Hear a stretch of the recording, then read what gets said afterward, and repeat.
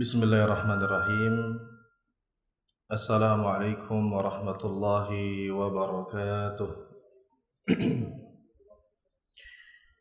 Alhamdulillah wassalatu wassalamu ala Rasulillah wa ala alihi wa ashabihi wa man tabi'ahum bi ihsanin ila yaumiddin. Amma ba'd. Allahumma inna nas'aluka ilman nafi'an wa rizqan tayyiban wa amalan mutaqabbala. Rabbana zidna ilma warzuqna fahmah. Amin ya rabbal alamin. Alhamdulillah, ikhwati fillah rahimani wa rahimakumullah, para hadirin dan hadirat yang dimuliakan Allah Subhanahu wa taala. Kita bersyukur kepada Allah atas segala limpahan nikmat yang Allah Subhanahu wa taala berikan kepada kita, yang mana nikmat Allah Subhanahu wa taala begitu banyak, dan di antara nikmat yang sangat besar yang patut kita syukuri adalah Allah Subhanahu wa taala memudahkan kita untuk duduk di majelis ilmu, untuk bertafaqquh fid din, untuk belajar agama. Karena berkaitan dengan hal ini, jemaah sekalian yang dimuliakan Allah Subhanahu wa taala, diisyaratkan oleh Nabi sallallahu alaihi wasallam dalam sebuah hadis. Beliau sallallahu alaihi wasallam bersabda, "May yuridillahu bihi khairan yufaqihu fid din." Barang siapa yang Allah Subhanahu wa taala kehendaki kebaikan pada dirinya, Allah inginkan kebaikan pada pribadi orang tersebut, maka Allah Subhanahu wa taala akan berikan dia kemudahan untuk memahami agamanya. Jadi kalau kita dimudahkan langkah-langkah kita untuk menuntut ilmu, yang namanya paham itu tidak mungkin kecuali dengan belajar. Maka tatkala antum dimudahkan duduk di majelis ilmu, dimudahkan untuk belajar, dimudahkan untuk mempelajari, mengetahui agama antum, ini adalah tanda Allah Subhanahu wa taala inginkan kebaikan pada diri antum. Maka di antara nikmat yang begitu banyak, yang semuanya kalau kita berusaha menghitungnya tidak akan bisa, nikmat yang ini juga patut kita syukuri, yaitu Allah Subhanahu wa taala berikan kita kemudahan, berikan kita hidayah, berikan kita kelapangan, kelonggaran waktu untuk bisa duduk di majelis ilmu. Kemudian teman-teman sekalian yang dimuliakan Allah Subhanahu wa taala, di awal kajian kita ini kita harus yakini bahwasanya kita sedang ibadah. Sebagaimana tadi sebelumnya kita salat, kita yakin kita salat itu ibadah. Sehingga kita salat dengan sebaik mungkin agar pahala ibadah tersebut juga baik, besar, maka yakinilah sekarang kita juga sedang ibadah. Maka hadir dengan baik, hadir bukan hanya dengan jasad kita tapi hadirkan hati, ikhlaskan niat. Kita semua sepakat yang tidak ikhlas dalam solat tidak diterima oleh Allah. Maka kita juga sedang ibadah, menuntut ilmu, hadirkan niat yang ikhlas. Kita sedang beribadah. Selama kita duduk di tempat ini, selama itu pula kita ibadah. Karena Nabi SAW bersabda, "Talabul ilmi faridatun ala kulli muslim." Menuntut ilmu itu wajib bagi setiap muslim dan juga muslimah. Kita enggak membahas ilmu yang fardu ain, fardu kifayah, tidak, tapi secara umum semua wajib belajar. Ya, di antara sebab istiqamah juga adalah seorang itu melazimi majelis ilmu, hadir ke majelis ilmu. Ya, maka dari itu para hadirin, ikhlaskan niat kita di awal ini karena kita sedang ibadah yang sangat agung, ibadah yang dikatakan oleh Nabi SAW merupakan taman-taman surga. Maka balasan yang dijanjikan juga surga Allah Subhanahu wa taala. Cukuplah hadis memotivasi kita. Nabi SAW bersabda, "Man salaka tariqan yaltamisu fihi ilma, sahalallahu lahu bihi tariqan ilal jannah." Barang siapa yang meniti jalan untuk menuntut ilmu, meniti jalan untuk mencari ilmu, maka niscaya Allah Subhanahu wa taala akan berikan dia kemudahan untuk menuju surga Allah Subhanahu wa taala. Maka semoga sebagaimana Allah Subhanahu wa taala memudahkan langkah kita ke tempat ini, kita berharap dengan harapan yang besar, semoga Allah mudahkan langkah kita juga ke surga Allah Subhanahu wa taala. Amin ya rabbal alamin. Jemaah sekalian yang dimuliakan Allah Subhanahu wa taala, para hadirin dan hadirat rahimani wa rahimakumullah. Pembahasan kita pada hari ini berkaitan dengan sebuah kutaib, sebuah buku kecil yang Masya Allah walaupun kecil, walaupun hanya terdiri dari beberapa halaman, yang saya miliki ada 35 halaman kalau buku aslinya, namun yang menjelaskan atau mensyarah buku ini begitu banyak di antara para ulama dan mereka berbeda-beda, ada yang singkat, ada yang lebar dan seterusnya. Tapi intinya buku ini adalah buku yang sangat luar biasa, kutaib yang kecil tapi kaya akan manfaat, karya seorang ulama besar yaitu Syekh Abdurrahman Ibn Nasir As-Sa'di rahimahullahu ta'ala. Nanti kita akan bahas, kita mungkin sering mendengarnya As-Sa'di, tapi di antara ucapan yang bisa kita ucapkan yaitu As-Sa'di. Nanti kita akan bahas, jadi keduanya tidak ada masalah. Syekh Abdurrahman Ibn Nasir As-Sa'di atau As-Sa'di. Kemudian para teman-teman sekalian, jemaah yang dimuliakan Allah Subhanahu wa taala, buku ini berjudul Al-Wasail Al-Mufidah lil Hayatis Sa'idah. Kalau kita bahasakan dalam bahasa kita adalah sarana-sarana yang bermanfaat untuk meraih kehidupan yang bahagia. Al-Wasailul Mufidah lil Hayatis Sa'idah, yaitu sarana-sarana yang bermanfaat untuk meraih hidup yang bahagia. Itu secara judul dari buku yang akan kita bahas pertemuan kali ini dan pertemuan kedepannya, karena tidak bisa selesai di satu pertemuan. Kemudian juga teman-teman sekalian yang dimuliakan Allah Subhanahu wa taala, buku ini sudah banyak diterjemahkan ya. Mungkin kalau antum melihat pamflet itu mungkin judul yang terjemahan yang terjual di Indonesia. 8 langkah meraih hidup bahagia ya, kurang lebih seperti itu. Itu kalau terjemahannya yang tersebar. Dia kecil aja bukunya itu yang dipegang oleh Mas itu. Nah, maka insyaallah kita akan mengambil istifadah di dalam buku ini. Dan buku ini banyak direkomendasikan oleh para ulama, teman-teman sekalian, ya. Di antara Syekh Al-Utsaimin hafizahullahu taala, ia mengatakan bahwasanya buku ini buku yang sangat luar biasa. Beliau mengucapkan hadhir risalah an-nafi'ah al-'azimah allati ansahu kulla insanin fi hadzal masjid taliba ilmin aw ghairah ay yaqra'aha miraran wa ay yaqra'aha ala ahli wa ay ya'murahum bi qira'atihi wa hiya risalah al-wasail al-mufidah lil hayati as-sa'idah lil 'allamah Abdurrahman Ibn Nasir Ibn As-Sa'di rahimahullahu taala.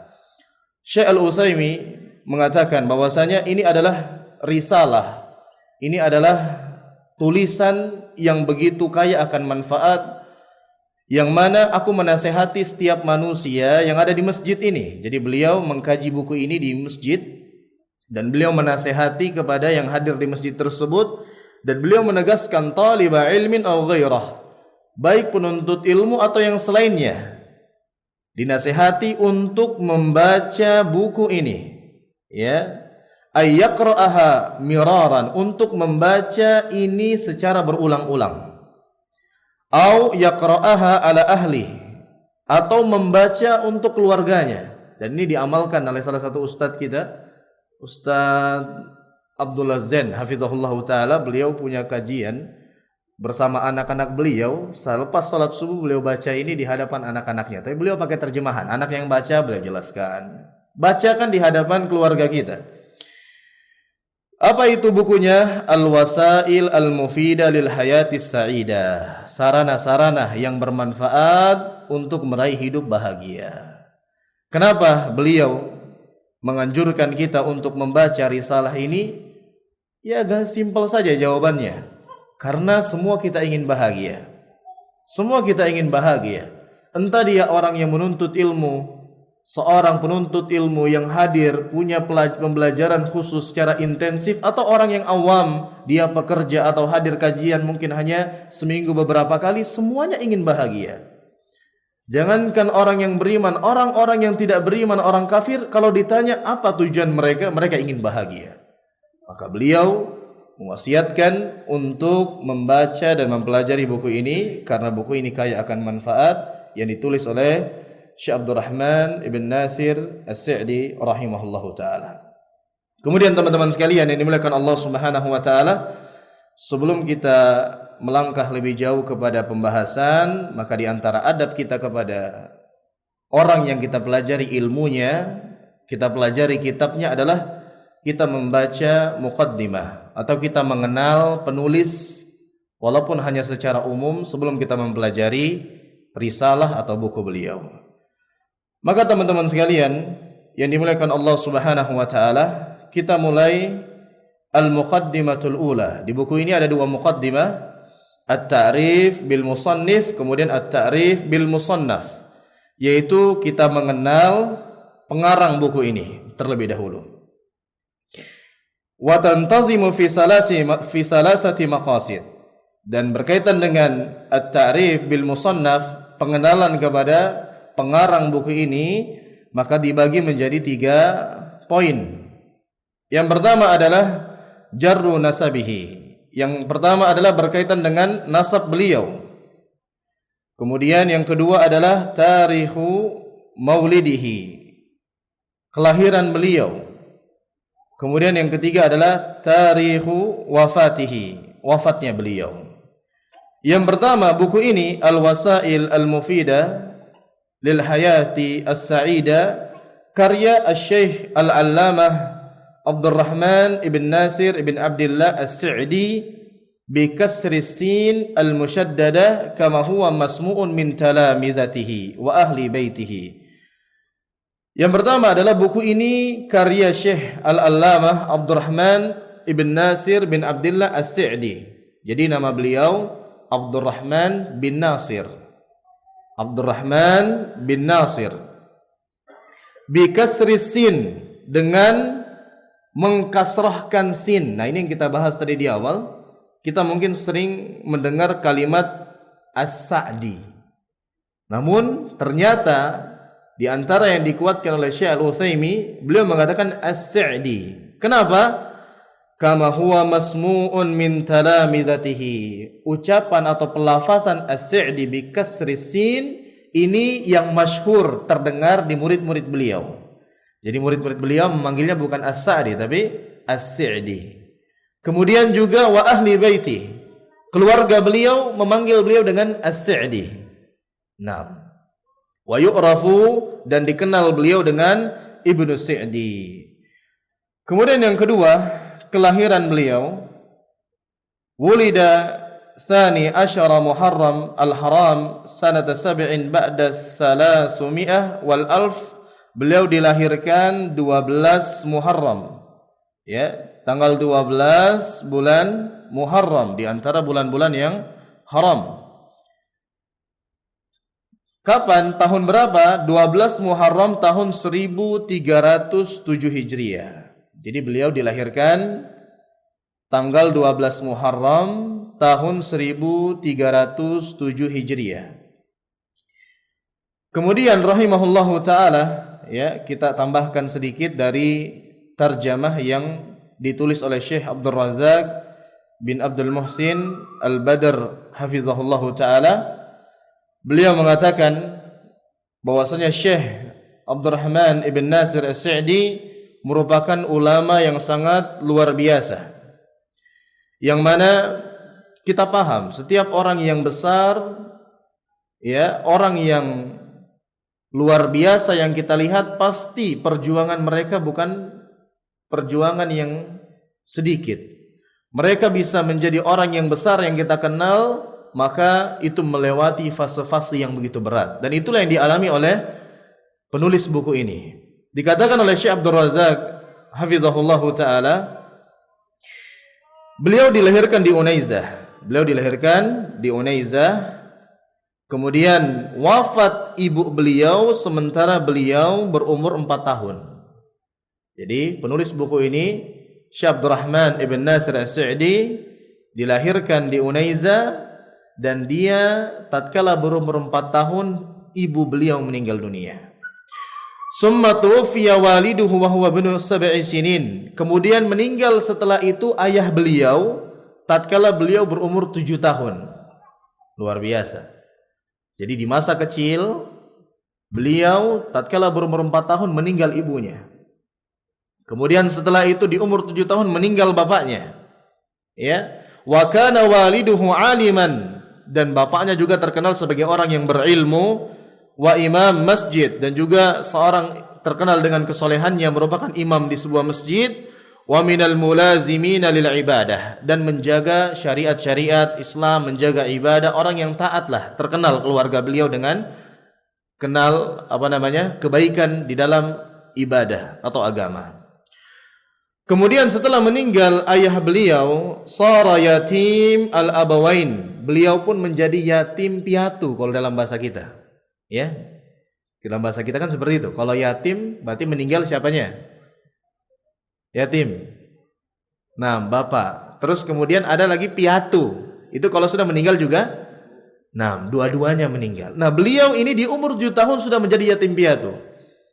Rahimahullahu taala. Maka saya sering nasihati ya anak-anak di pesantren, sebagian mereka ada yang yatim duafa, mereka ada orang-orang yang dari keluarga yang kurang mampu, plus mereka juga kehilangan orang tua mereka di usia mereka yang kecil. Saya berikan semangat bahwasanya antum semangat, bahwasanya banyak generasi-generasi yang hebat, ulama-ulama yang besar, mereka tuh bersumber dari orang-orang yang diuji dengan ujian yang berat, di antaranya yatim piatu sejak kecil.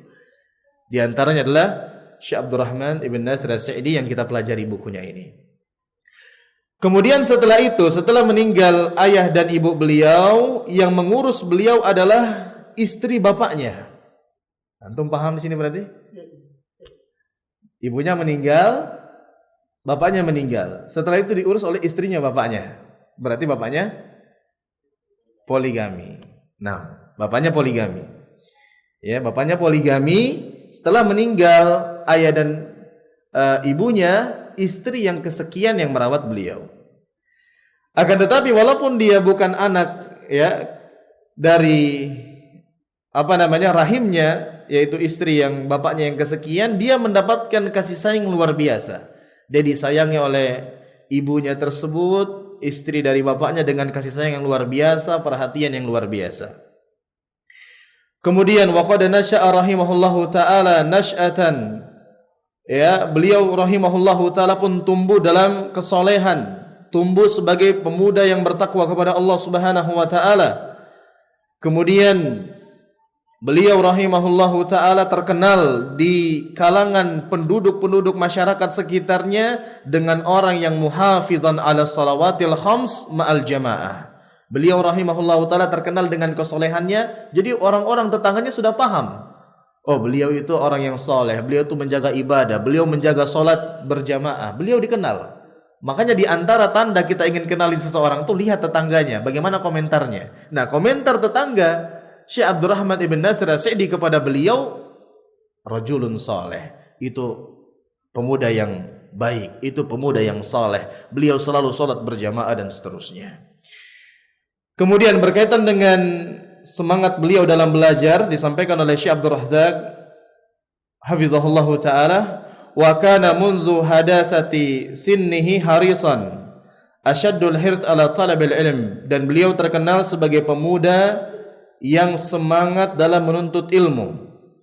Kemudian fahafizal Quran wa huwa fil hadiya asyrata min umrih, dan beliau Syekh Abdurrahman Ibn Nasir As-Sa'di telah hafal Al-Quran sementara beliau berumur 11 tahun. 11 tahun sudah hafal Al-Quran 30 juz. Dan ini tidak asing ya, kalau antum melihat khususnya di daerah Timur Tengah, di Arab Saudi, di Mekah dan Madinah, anak-anak yang menjadi hafiz Quran sebelum balik itu banyak. Kenapa? Karena orang-orang di sana punya perhatian kepada Al-Quran dengan perhatian yang sangat besar. Mereka memang anak mereka belajar di tempat-tempat yang umum, tapi mereka setelah mereka pulang, mereka ada halaqah-halaqah yang rutin anak tersebut hadir. Jadi mereka belajar di sekolah, kemudian mereka punya tempat halaqah-halaqah, majelis-majelis setoran hafalan Al-Quran. Terus, mungkin awal-awal berat, terus akhirnya terbiasa. Mereka rutinitas mereka terbiasa belajar dengan menghafal Al-Quran, tidak mengganggu, tidak bertentangan, malah sinkron. Nah, cuma di Indonesia kebanyakan orang tua tidak menjalankan ini. Mereka sudah anaknya belajar umum misalnya, tatkala disuruh ngaji anaknya aduh capek ibu. Apa kata orang tua? Ya sudah capek, betul juga. Akhirnya enggak bisa. Nanti pas sudah SMA baru carikan guru ngaji privat. Berat sudah jauh, kapan ngafalnya? Sementara menghafal di waktu kecil itu ibaratkan mengukir di atas batu, kuat. Ya. Maka tidak heran kalau di daerah-daerah Timur Tengah, khususnya negara-negara Teluk, Saudi Arabia, Mekah dan Madinah, kita mungkin kalau antum lihat di media sosial yang muncul dengan bacaan yang bagus, masih kecil, kemudian bacaannya luar biasa, itu dari negara-negara sana karena mereka punya perhatian. Nah, di Indonesia mungkin tidak masyhur seperti ini ya, bahkan anak-anak yang dimasukkan ke pesantren usia SMP malah mereka itu belum bisa ngaji. Karena perhatian orang tua tidak sebagaimana perhatian di sana. Nah, beliau rahimahullahu taala juga mendapatkan hal yang serupa. Beliau hafal Al-Qur'an sementara beliau umur 11 tahun. Berarti belajar Iqra-nya jauh sebelum 11 tahun. Kalau kita kan di Indonesia ya, sebagaimana yang kita ketahui, Iqra-nya mulainya SMA, hafalnya kapan? Setelah nikah. Setelah nikah alasannya apa? Aduh, cepat lupa. Ya, begitu seterusnya. Tapi ala kulli hal khair insyaallah. Kemudian setelah beliau hafal Al-Quran 30 juz di usia beliau 11 tahun, barulah beliau belajar ilmu hadis, ilmu mustalah, ilmu usul dan furu' sebagainya. Jadi ini tahapan menuntut ilmu yang baik. Antum kalau mau baik, belajar fokuskan dengan Al-Quran. Pelajari Al-Quran, baca Al-Quran dengan baik, baca Al-Quran dengan benar. Bagaimana ahkam tajwidnya, bagaimana cara pelafazannya. Antum maksimal hafal Al-Quran kalau bisa 30 juz, Masya Allah, baru fokus ke ilmu-ilmu yang lain. Tapi kalau tidak bisa 30 juz nggak apa-apa, sambil berjalan. Tapi intinya perhatian antum kepada Al-Quran lebih besar. Ya, sebagian orang ya ini tidak asing. Ada yang beralasan kita fokus belajar bahasa Arab, kita fokus belajar ini sehingga Al-Qurannya kami agak sedikit kurang jamnya. Tidak ada yang bertentangan Al-Quran dengan bahasa Arab. Padahal Al-Quran sejatinya dengan bahasa Arab.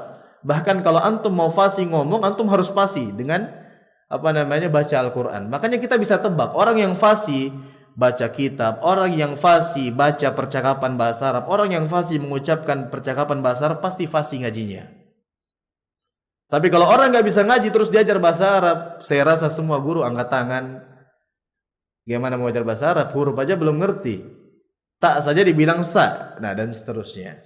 Jadi seperti itulah. Jadi Al-Quran adalah prioritas utama, masdar utama dalam mendapatkan ilmu.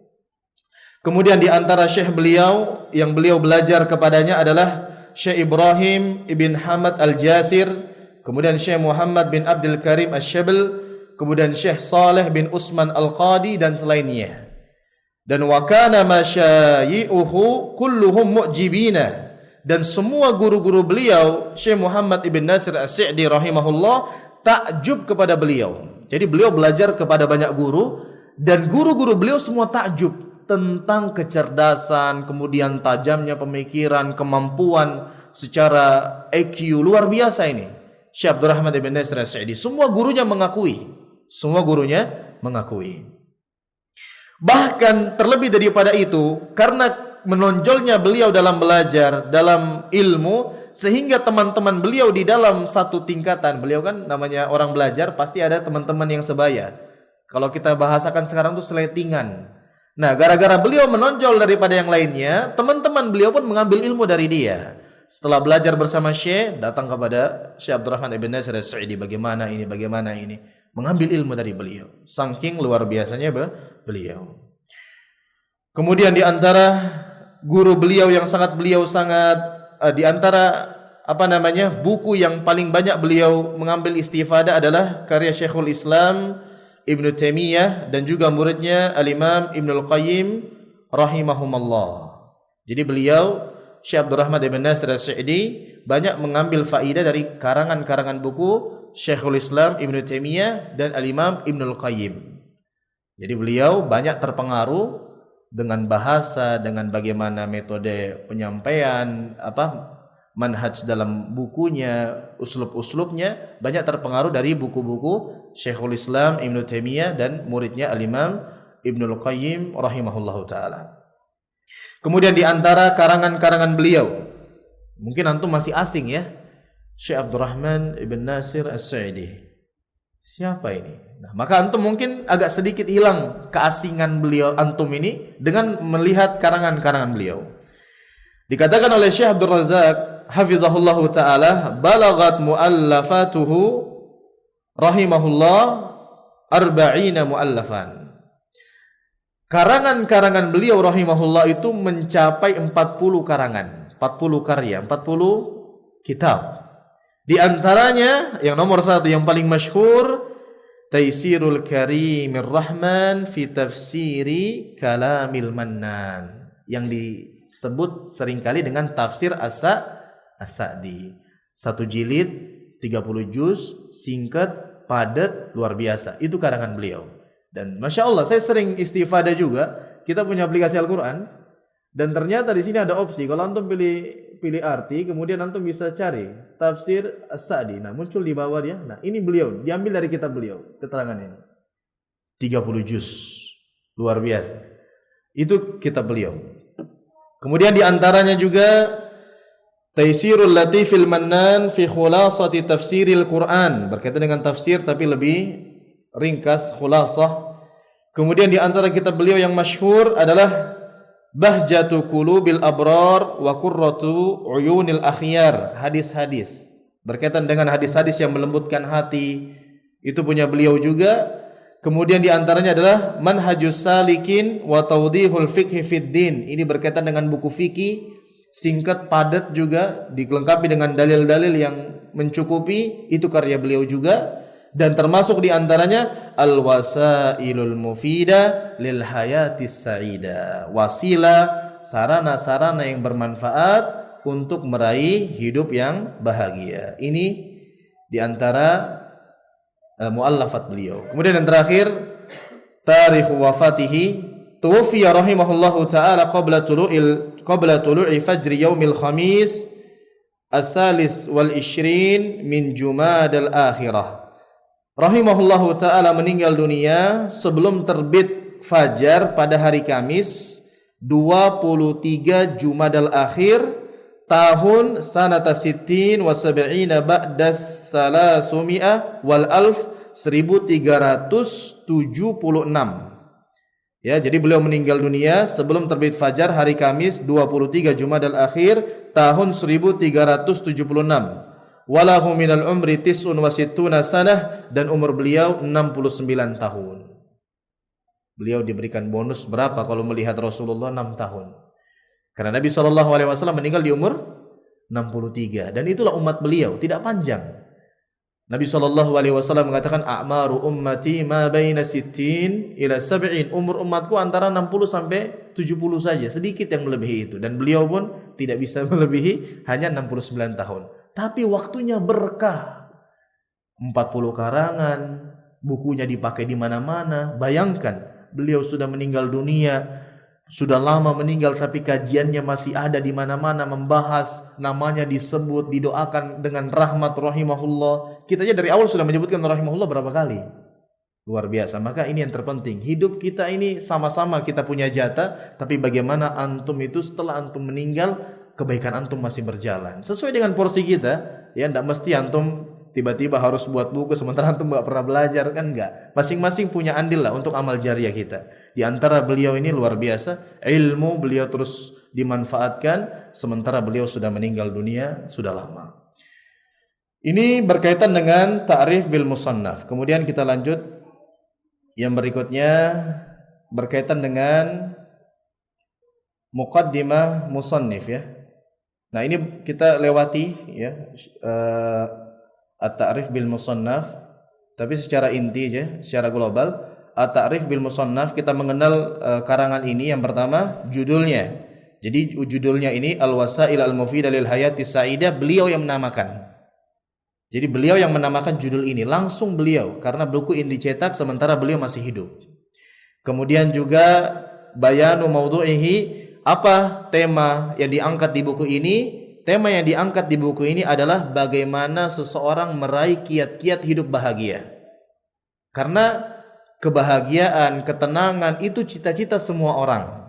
Hanya saja sebagian orang itu tidak tahu bagaimana langkahnya. Maka beliau menulis buku ini supaya kita bisa beristifadah, mengikuti langkah-langkah, step-step agar kita meraih hidup bahagia. Itu inti buku ini.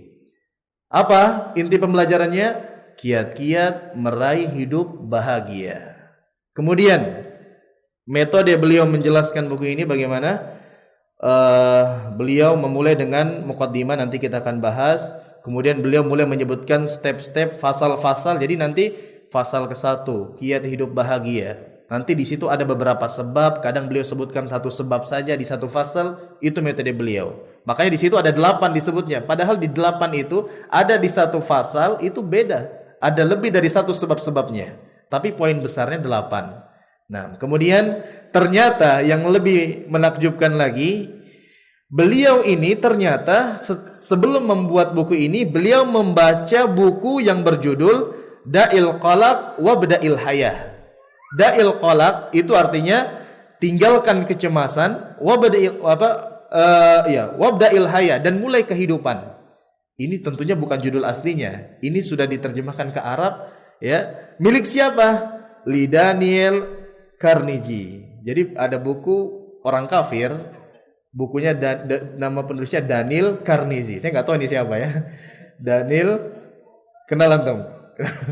Iya, Daniel Carnegie. Beliau punya buku judulnya Tinggalkan Kecemasan, Mulai Kehidupan. Dalam bahasa Arabnya Da'il Qalaq Wabda'il Hayah. Nah, beliau setelah baca itu, kemudian setelah itu beliau buatlah buku ini. Kenapa? Ya, beliau adalah seorang alim. Beliau baca, beliau bisa menimbang mana yang maslahat, mana yang tidak maslahat, mana yang benar, mana yang salah, mana yang makar orang-orang kafir, dan seterusnya. Akhirnya beliau bilang, kenapa nggak ada yang buat ini dari kaum muslimin? Akhirnya beliau buatlah, termotivasi, beliau buat supaya kaum muslimin, terutama yang masih awam, langsung bisa mengambil istifadah dari step-step yang sesuai dengan syariat. Kenapa?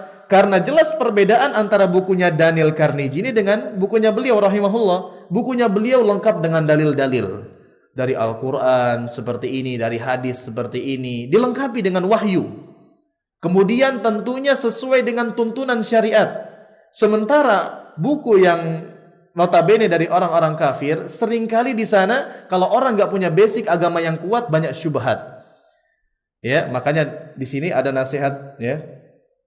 Maka hendaknya kita, ya, tanbihun wa fi hadhil ima'ah tanbihun ilal hadar minal kutubil mutarjama allati tata'allaqu bi siyasatin nafs wa tanzimil amal wa idaratil waqt.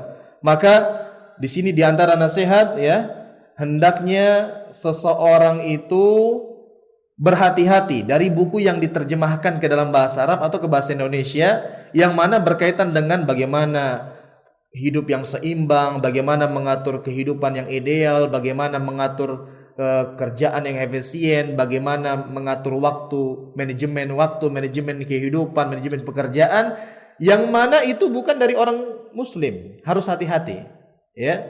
Kenapa? Karena kita nggak tahu, syubhatnya luar biasa. Makanya beliau tulis buku ini supaya antum yang muslim-muslim yang terutama nggak punya basic kuat, inilah solusi antum hidup bahagia. Jangan cari yang lain. Karena banyak kan, kalau antum buka itu di internet, coba tips-tips hidup bahagia, lebih banyak yang muncul dari orang-orang kufar.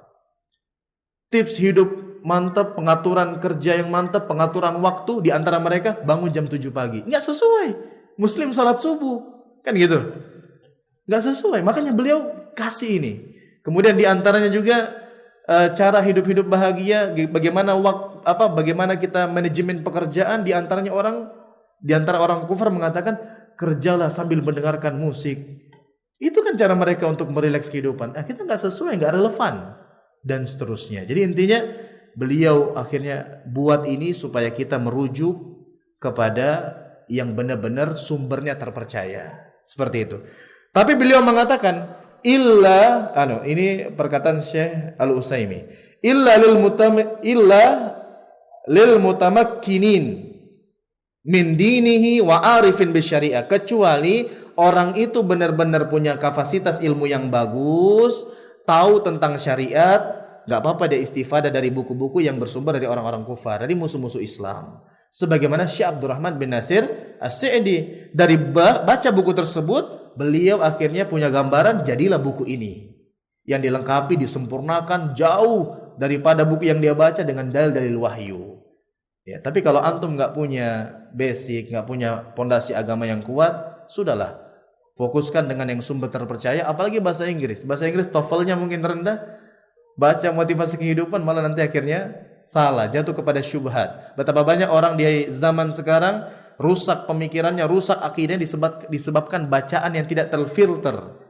Antum jaga diri antum. Famanittaqa syubhat faqad istabra'a lidinihi wa irdi. Barang siapa yang menjaga diri dari syubhat, maka insyaallah dia telah menjaga agama dan kehormatannya. Kemudian teman-teman sekalian, itu yang kita baca pada kesempatan kali ini berkaitan dengan pengenalan kepada Syekh rahimahullah dan juga bagaimana secara global cakupan buku ini.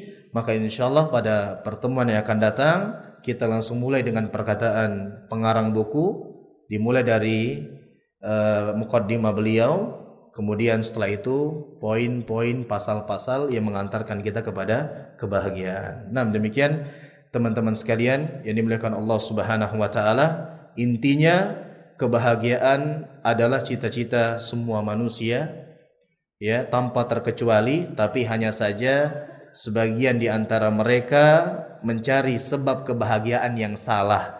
Akhirnya apa? Mereka bahagia tapi kebahagiaan yang semu. Sebagian orang menyangka mereka bahagia dengan kekayaan. Sebagian orang menyangka dia bahagia dengan popularitas. Sebagian orang menyangka dia bahagia dengan jabatan dan seterusnya. Padahal mereka memang bahagia. Kita katakan itu ada kelezatan di situ, tapi kelezatan yang semu. Ya, mereka bukan mengambil solusi yang tepat, tapi secara global solusi yang tepat adalah dengan kita dekat dengan syariat Allah, menjalankan syariat Allah, dan juga nanti kita akan rinci step-stepnya dari buku Al-Wasailul Mufidah lil Hayatis Sa'idah, sarana-sarana yang bermanfaat yang mengantarkan kita kepada hidup yang bahagia. Bahagia di sini, bahagia di dunia dan juga bahagia di akhirat. Karena antum ingat baik-baik, setiap kebahagiaan yang berkesudahan kepedihan atau siksaan itu bukan bahagia. Orang di zaman sekarang mereka bahagia dengan harta yang banyak walaupun hasil riba, tapi kita lihat kesudahannya ancaman yang ngeri, itu bukan bahagia. Orang yang enggak beriman, Allah bentangkan dunia kepada mereka. Mereka mengatakan yang bahagia itu kalau bisa beli tanpa lihat harga. Enggak. Yang bahagia itu kalau bisa baca Al-Quran tanpa lihat Al-Quran, melantunkan Al-Quran tanpa melihat Al-Quran, itu yang bahagia. Kita jangan mudah terprovokasi. Udah, ya, ingat baik-baik, semua kebahagiaan yang berujung dengan kepedihan dan siksaan itu bukan bahagia. Apa kebahagiaan yang hakiki? Kebahagiaan di dunia, kemudian semakin lengkap kebahagiaan tersebut nanti di akhirat. Itulah kebahagiaan yang sesungguhnya. Nah, demikian teman-teman yang bisa kita kaji pada kesempatan kali ini. Semoga Allah mudahkan ke depannya dan berikan kita keistiqomahan dan bisa menyelesaikan pembahasan ini, dan kita mohon supaya Allah terima segala amal ibadah kita. Allah mudahkan kita di dalam ketaatan, dan yang terpenting semoga kita diberikan husnul khatimah. Amin ya rabbal alamin. Kita akhiri dengan doa kafarah al-majlis. Subhanakallahumma bihamdik asyhadu an la ilaha illa anta astaghfiruka wa atubu ilaik. Wa akhiru da'wana anil hamdulillahi rabbil alamin. Assalamualaikum warahmatullahi wabarakatuh.